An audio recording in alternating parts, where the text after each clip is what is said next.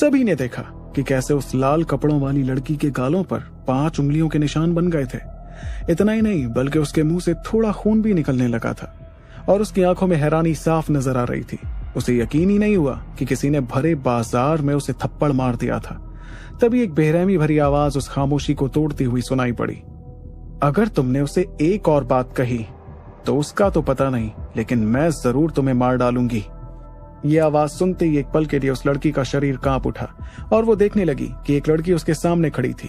उस सफेद कपड़ों वाली लड़की की आंखों में जानलेवा इरादा झलक रहा था, जिससे किसी की भी रूह तक कांप उठती। वहीं उस थप्पड़ के तुरंत बाद दोनों बुजुर्गों ने चिल्लाते हुए कहा, तुम्हारी हिम्मत कैसे हुई उसे थप्पड़ मारने की? अगले ही पल वो सीधे परी की तरफ बिजली की रफ्तार में आगे बढ़े, मगर वो दोनों आगे बढ़ ही रहे थे कि बिजली गरजने की आवाज सुनाई पड़ी और एक काली परछाई उनके ठीक सामने आ गई। उस परछाई ने शक्तियां इकट्ठा कर दोनों पर हमला कर दिया। इस दौरान सभी लोग ये देखकर दंग रह गए कि क्षितिज शहर के 2 सबसे इज्जतदार लोगों पर उस लड़के ने हमला कर दिया। उस हमले से वो दोनों बुजुर्ग थोड़ा पीछे हो गए, जबकि ध्रुव तो अपनी जगह पर ही खड़ा था। तभी ध्रुव ने दोनों की तरफ देखकर कहा, अगर आज का ये मामला और ज्यादा बढ़ा तो उसके जिम्मेदार तुम दोनों ही होगे। इस तरह ताकत का गुरूर करते रहे तो मुझसे मत कहना कि मैंने तुम्हारे साथ क्या किया।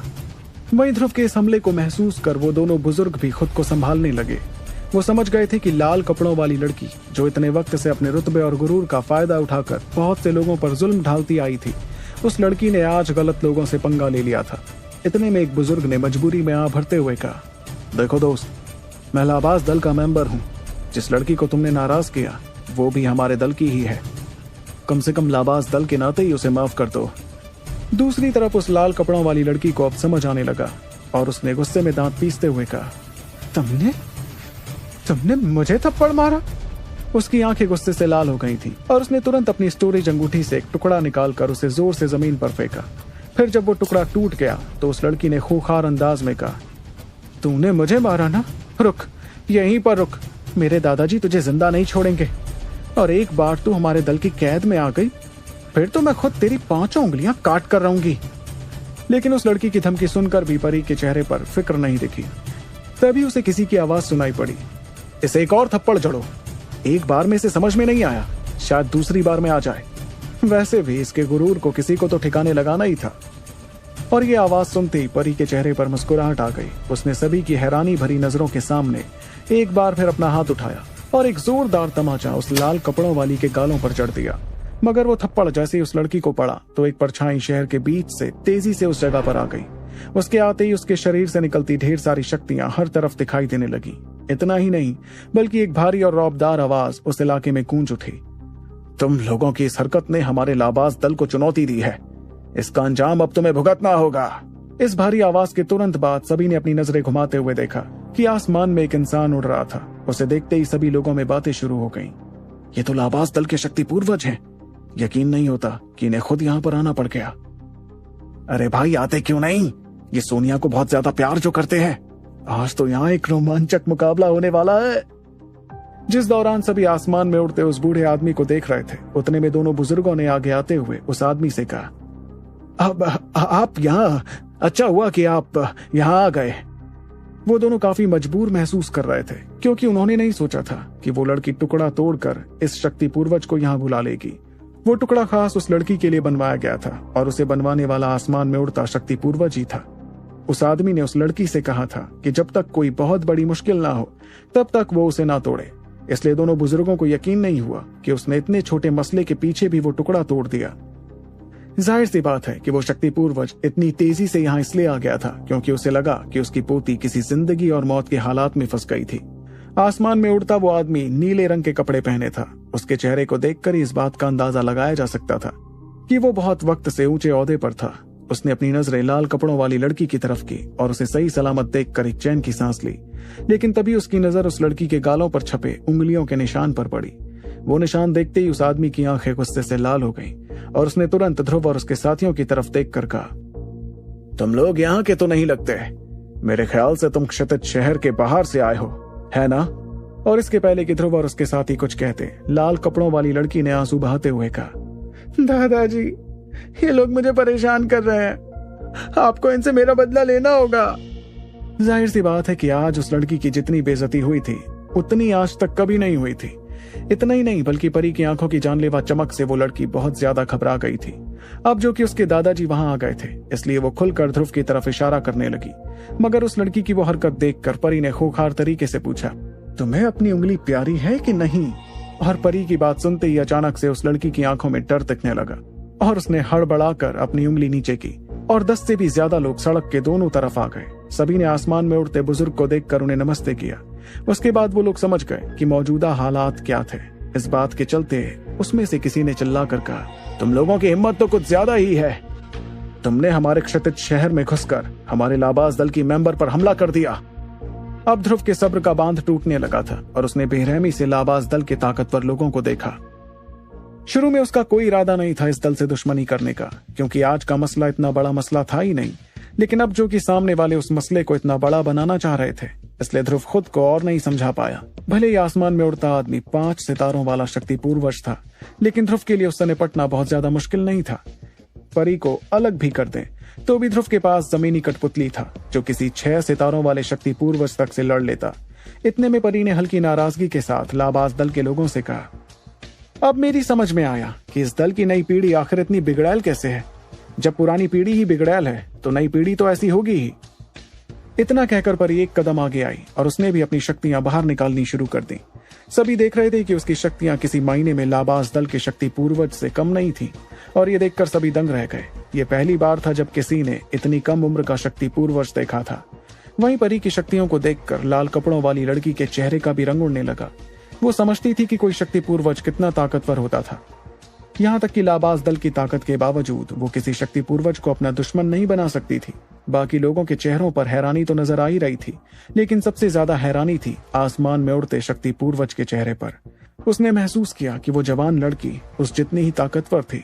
यहाँ तक कि उस लड़की के अंदर एक अजीब सी खूंखार शक्ति भी थी। ऐसे में अगर दोनों का मुकाबला होता तो उस बुजुर्ग के जीतने के चांसेस बहुत ज्यादा नहीं होते। इसी के साथ उस बुजुर्ग ने अपनी नजर अपनी पोती की तरफ की और गुस्से के साथ खुद से कहा, हद हो गई इस बार तो। ऐसे ताकतवर लोग कब से क्षितिज शहर में आने लगे? और तो और सोनिया को ऐसे ही लोगों से पंगा क्यों लेना था? लगता है कि मुझे खुद उसे अच्छी तरह समझाना पड़ेगा, नहीं तो आगे जाकर शायद वो ऐसे किसी ताकतवर इंसान से दुश्मनी कर ले जिससे दुश्मनी करना हमारे लाबाज दल को खतरे में डाल दे। इसके तुरंत बाद उसने अपनी नजर ध्रुव और उसके साथियों की तरफ की और धीमी आवाज में कहा, देखो मैं समझ रहा हूँ कि शायद आज के मसले की वजह मेरी पोती सोनिया है, इसलिए मैं खुद उसकी ओर से तुम लोगों से माफी मांगता हूँ। इतने में करिश्मा ने एक नजर उस लड़की की तरफ देखकर सभी के सामने कहा, ये लड़की तो मुझसे भी ज्यादा बिगड़ैल है। यकीन नहीं होता कि ऐसा भी कोई हो सकता है। इसके जिम्मेदार तो इसके दल वाले ही हैं।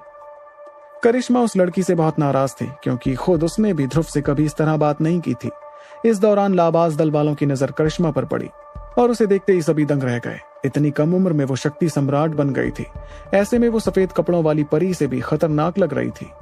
ये ख्याल लाबाज दल के शक्ति पूर्वज के दिमाग में चलता रहा, जिसके बाद उसने फैसला कर लिया मामला शांत करने का। वो सोच रहा था कि इतनी कम उम्र में इतना ज्यादा ताकतवर होना सिर्फ काबिलियत के दम पर तो नामुमकिन था। इसका मतलब साफ था कि जरूर ध्रुव और उसके साथियों के पीछे कोई बेहद ताकतवर और बड़ा दल था। ऐसे में लाबाज दल उनसे दुश्मनी करने के बारे में सोच भी नहीं सकता था। वहीं इस ख्याल के चलते शक्ति पूर्वज ने अपना हाथ लहराते हुए कहा, हम आप लोगों के सामने तमाशा बन गए हैं। मैं वादा करता हूँ कि मैं खुद अपनी पोती को अच्छी तरह समझाऊंगा। सोनिया को वापस ले जाओ। और उस बुजुर्ग की बात सुनकर लाबाज दल के लोगों ने कुछ भी कहना ठीक नहीं समझा। वो कोई बेवकूफ नहीं थे, इसलिए समझ गए थे कि शक्ति पूर्वज ने ये कदम बहुत सोच समझ कर उठाया था। जाहिर सी बात है कि ध्रुव और उसके साथी बेहद ताकतवर थे, जिनसे दुश्मनी करना बिल्कुल भी अच्छा नहीं होता। इतने में लाबाज दल के दोनों बुजुर्ग जो शुरू में वहां आए थे धीरे से आगे आए और सोनिया का हाथ पकड़कर उसे वहां से ले गए। वहीं सोनिया खुद भी इस वक्त कुछ कहने की हिम्मत नहीं कर पाई। जब ध्रुव ने देखा कि वो लड़की वहां से चली गई तो उसने भी अपने साथियों को चलने का इशारा किया, जिसके बाद वो सभी वहां से जाने लगे। इस दौरान लाबाज दल का शक्ति पूर्वज ये देखकर काफी हैरान हुआ कि सभी ताकतवर लड़कियां ध्रुव की ही बात मान रही थी। इस बात के बारे में सोचकर अचानक से उस आदमी ने ध्रुव की तरफ देखते हुए कहा, दोस्त क्या तुम कुछ पल यहाँ रुक सकते हो? ये कहते वक्त उसके चेहरे पर एक मुस्कुराहट थी, जिसे देखकर ध्रुव ने अपने कदम रोकते हुए कहा, क्या बात है? इस पर उस बुजुर्ग ने मुस्कुराते हुए ध्रुव से पूछा, मेरे ख्याल से तुम लोग क्षितिज शहर इसलिए आए होंगे ताकि तुम वो चमत्कारी रास्ता इस्तेमाल कर सको। मैंने ठीक कहा ना? ये सुनकर ध्रुव ने मुस्कुराते हुए जवाब दिया, मैं जानता हूँ कि इस शहर के चमत्कारी रास्ते में कुछ दिक्कत है। मेरे ख्याल से आप भी मुझसे उसके बारे में ही बात करना चाह रहे हैं, है ना? ध्रुव ने जैसे ये कहा तो उस बुजुर्ग ने आह भरते हुए अपनी नजर परी की तरफ की और मदद मांगते हुए कहा, बहुत अच्छा होता है जब कोई हमें समझता है। खैर, मैं फिजूल की बातों में वक्त जाया नहीं करूंगा। इस शहर के चमत्कारी रास्ते में इस बार जो दिक्कत आई है वो वाकई बहुत बड़ी है, इसलिए मैं सिर्फ अपनी ताकत के साथ तो इसे ठीक नहीं कर पाऊंगा। मैंने कुछ दोस्तों को बुलाया था, लेकिन उन्होंने भी आने से मना कर दिया, इसलिए मैं चाहता हूं कि मोहतरमा मेरी मदद करे। क्या ये मुमकिन होगा? बुजुर्ग के इस सवाल पर परी ने खुद कोई जवाब नहीं दिया, बल्कि एक नजर ध्रुव की तरफ गौर से देखा। तभी ध्रुव ने कुछ सोचते हुए कहा, अगर हम आपकी मदद करते हैं तो उसके बदले हमें क्या मिलेगा? ध्रुव के इस तरह साफ साफ बात करने से वो बुजुर्ग पहले तो थोड़ा हड़बड़ाने लगा, जिसके बाद उसने मुस्कुराते हुए कहा, अगर वो चमत्कारी रास्ता ठीक हो जाता है तो आप लोग उसका इस्तेमाल कर मध्य इलाके में जा पाएंगे, क्योंकि 1000 किलोमीटर दूर तक तो कोई और चमत्कारी रास्ता है ही नहीं। ये सुनकर ध्रुव अपना सिर हिलाने लगा। जाहिर सी बात है कि अगर पहले का वाकया नहीं हुआ होता तो शायद ध्रुव उस बुजुर्ग की मदद कर भी देता, लेकिन अब ध्रुव समझ गया था कि अब वो इतनी आसानी से मदद नहीं करने वाला था। ध्रुव के इन ख्यालों को वो बुजुर्ग अच्छी तरह समझ रहा था। फिर एक पल झिझकने के बाद उस आदमी ने झूठी मुस्कुराहट लाते हुए कहा, चलो तो हम लोग ऐसा करते हैं कि तुम्हारी इस मदद के बदले हम तुम्हें तिलिस्मी पत्थर दे सकते हैं। अगर मोहतरमा इस चमत्कारी रास्ते को ठीक करने में मेरी मदद करती हैं तो उसके बदले मैं खुद उन्हें एक रैंक 7 का तिलिस्मी पत्थर दूंगा, और तुम हमारे लाबाज दल के सभी तिलिस्मी पत्थरों को देखकर खुद ही फैसला कर सकती हो कि तुम्हें कौन सा पत्थर चाहिए। तो बताओ, क्या मैं ये सौदा पक्का समझूं? इस पर ध्रुव एक पल के लिए तो सोच में पड़ गया और उसने धीरे से अपनी स्टोरेज अंगूठी थपथपाकर एक नजर डॉक्टर परी की तरफ देखा। ऐसा करते ही उसने धीमी आवाज में उस बुजुर्ग से पूछा, क्या मैं जान सकता हूं कि आपके लाबाज दल के पास तिलिस्मी जहरीले ड्रैगन का तिलिस्मी पत्थर है क्या? और ध्रुव का सवाल सुनते ही वो बुजुर्ग थोड़ा हैरान रह गया, जिसके बाद उसने मजबूरी में आह भरते हुए कहा, देखिए, ये तिलिस्मी जानवर पुराने वक्त का एक बहुत ही खास जानवर है। उसका तिलिस्मी पत्थर हासिल करना तकरीबन नामुमकिन है। माफी चाहूंगा, लेकिन मेरे लाबाज दल के पास तिलिस्मी जहरीले ड्रैगन का तिलिस्मी पत्थर नहीं है। तो क्या अब ध्रुव लाबाज दल की मदद करेगा चमत्कारी रास्ते को ठीक करने में, या लाबाज दल के बुजुर्ग कोई राज छुपा रहे हैं? आपको क्या लगता है? मुझे कमेंट करके जरूर बताएं, और आगे की कहानी जानने के लिए सुनते रहिए सुपर योद्धा the one and only RJ Rivansh के साथ।